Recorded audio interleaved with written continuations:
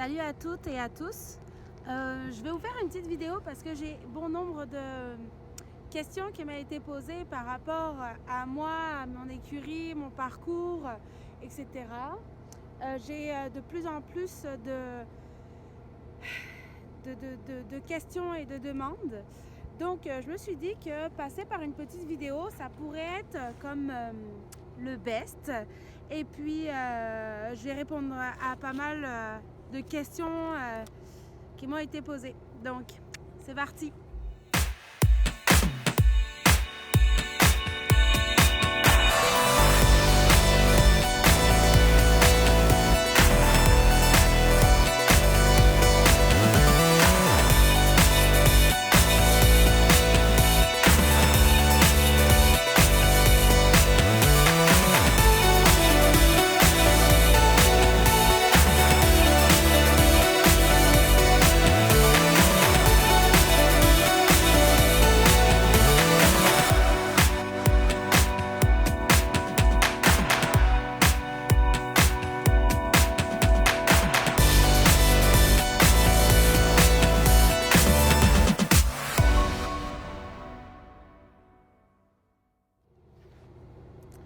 Avant de commencer, là, je vais vous montrer, je suis en tenue de travail.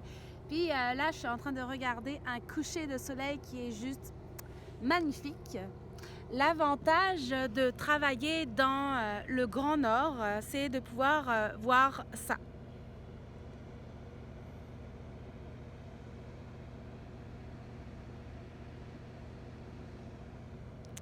Donc, bien hâte à cet hiver où il va y avoir des fortes chances de pouvoir voir des aurores boréales. Allez, c'est parti. Première question. Qui je suis? Je suis Sabrina, je suis propriétaire des écuries La Petite France qui sont situées à La Corne. Je suis maman, cavalière, géologue, tout ça. Et puis voilà. Deuxième question, mon parcours. Alors, probablement que vous avez dû vous rendre compte qu'avec mon accent, je ne suis pas une Québécoise. Donc, je suis française, donc originaire de France. J'ai monté à cheval, j'ai un certain âge. Ça fait 24 ans que je monte à cheval. Ce qu'il faut savoir, c'est qu'au début, quand j'étais petite, jusqu'à l'âge à peu près de 10-11 ans, là, vous allez pouvoir calculer, vous allez connaître mon âge. De l'âge de 6 ans à 11 ans, en fait, je faisais du piano. Je suis quand même allée jusqu'au conservatoire pour le piano. Donc, pas si mal que ça. Et puis, j'ai eu, un manque de passion pour le piano. Et ma sœur m'a converti à l'équitation. Donc, depuis l'âge de 11 ans, je fais du cheval. J'ai monté dans beaucoup de clubs équestres qui offraient la possibilité de se former sur plusieurs types de chevaux. Des chevaux très très mous, des chevaux qui te prennent la main pour un oui, pour un non. Tu fais 4 tours de manège au grand galop, t'es pas arrêtable. On a appris à faire du dressage, du cross, du saut d'obstacle, on a fait des pony games, on a fait plein de choses. Et puis au fur et à mesure du temps, on a commencé à avoir des propriétaires de chevaux qui nous ont demandé de les aider à monter leurs chevaux la semaine quand eux n'étaient pas disponibles le week-end. Donc on a fini par évoluer, par avoir des chevaux en pension complète sur des chevaux de propriétaires. Donc la question numéro 3, c'est depuis combien de temps je monte à cheval? Donc je monte à cheval depuis que j'ai 11 ans, donc ça fait 24 ans. La quatrième question, c'est mon niveau à cheval. Donc il faut savoir qu'en France, on a des niveaux aussi en équitation. On parle de galop. Ici au Québec, on parle de cavalier. Quand je suis arrivée de France, on m'a dit, Cheval Québec m'a dit que je ne pouvais pas prendre mes galops en France et les faire reconnaître ici au Québec. Donc j'ai dû recommencer tout le système. Et en France, j'ai mon galop 6 avec saut d'obstacle et dressage 7. J'ai jamais voulu faire mon cross, donc mon galop 7 n'a jamais été reconnu. Et ici, j'ai mon cavalier 7 et en préparation du cavalier 8. La 5e question, c'est combien j'ai eu de chevaux et combien j'en ai. Donc, j'en ai eu plusieurs. Donc, en France, ça a été plus des pensions. Ceux qui m'auront les plus marqué, c'est Hiram, Ibline et Diver. Diver, c'est le dernier cheval que j'ai pu monter en France en pension complète avec une propriétaire. C'est un cheval qui m'a énormément appris sur l'assiette. Dès qu'on mettait les épaules un peu trop en avant, en arrière, il ruait ou il m'éjectait. Donc, ça m'a appris à me tenir en place.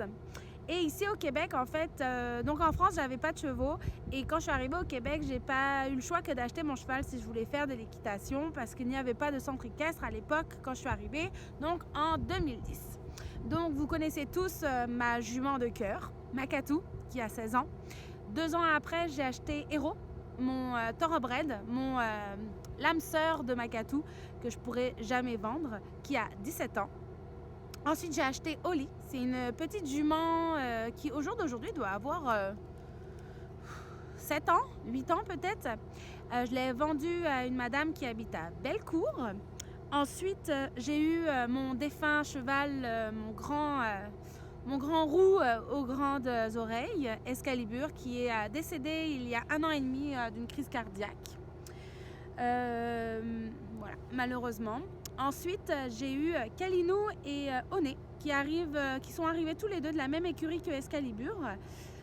Kalinou, je l'ai toujours. Il a 27 ans. C'est mon papy des écuries. C'est le poney de mon petit garçon Antonin. Et 1 an après, j'ai vendu Oné justement à une de mes cavalières élèves qui est en amour avec Oné. Oné a 13 ou 14 ans, je crois. Il est venu cet été à la maison pour que je puisse un peu le perfectionner, puis perfectionner aussi sa cavalière, passer les cavaliers pour que l'année prochaine, on puisse sortir en compétition. Et enfin, le dernier, pas des moindres, celui que j'ai attendu et que je n'aurais jamais pensé un jour avoir dans ma vie, c'est mon grand blanc, c'est Coolio, qui a 16 ans et qui est arrivé au début de l'année, donc ça fait maintenant 8 mois. Une autre question qu'on me pose souvent, mais pourquoi le Québec? Alors en fait, ça va répondre aussi avec une autre question de savoir si mon écurie en fait est mon gagne-pain. Donc pourquoi le Québec? Tout simplement parce que j'ai fait une formation universitaire en géologie. Je suis géologue minier, je travaille spécifiquement dans l'exploration, dans l'or. Ça va faire 9 ans en fait, 9 ans et demi. Entre 9 ans et 9 ans et demi que je suis arrivée ici au Québec pour faire mon travail de géologue. Et j'ai décidé de partir mon écurie comme loisir et comme passion parce que j'adore ça, j'adore l'équitation, j'aime pouvoir aider. Surtout quand ça marche, ça c'est vraiment le top. Et donc j'ai décidé de partir mon écurie et donc mon enseigne de centre équestre et donc comme coach. Et donc la question qui était de est-ce que c'est mon gagne-pain? Non, parce que sans mon travail de géologue, je n'aurais pas tout ça. La 8e question m'a été demandée, mais t'es coach? T'es quoi? Mais en fait, voilà, je suis coach. J'ai passé mon examen en 2015, en décembre 2015, me semble. Ça fait déjà 4 ans. Que je suis instructeur en équitation, spécialisée en saut d'obstacle. Donc instructeur, tu peux être dressage, puis après il faut que tu te fasses une spécialité en saut d'obstacle pour pouvoir dispenser les cours.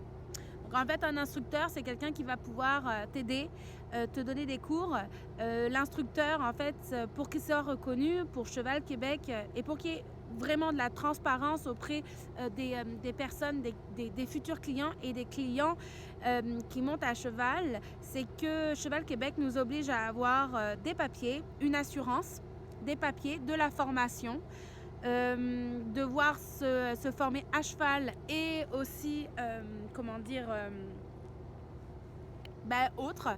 Par exemple, moi j'ai fait mon cours sur la nutrition équine avec l'Université de Laval. J'ai fait les premières bases de la massothérapie, j'ai fait les premiers soins, j'ai appris comment on faisait pour juger une compétition. Et puis, etc., etc. Bon, je vais reprendre ma 9e question. Mais oui, les iPhones, c'est pas terrible quand il fait froid, là, ça coupe à rien. C'est vraiment casse-pied. Donc la 9e question, comme je voulais dire tout à l'heure, c'est est-ce que je donne juste des cours chez moi? Donc la réponse est non. Je donne aussi également des cours à l'extérieur, chez des propriétaires qui ont leurs chevaux chez eux ou des gens qui ont des pensions dans des écuries.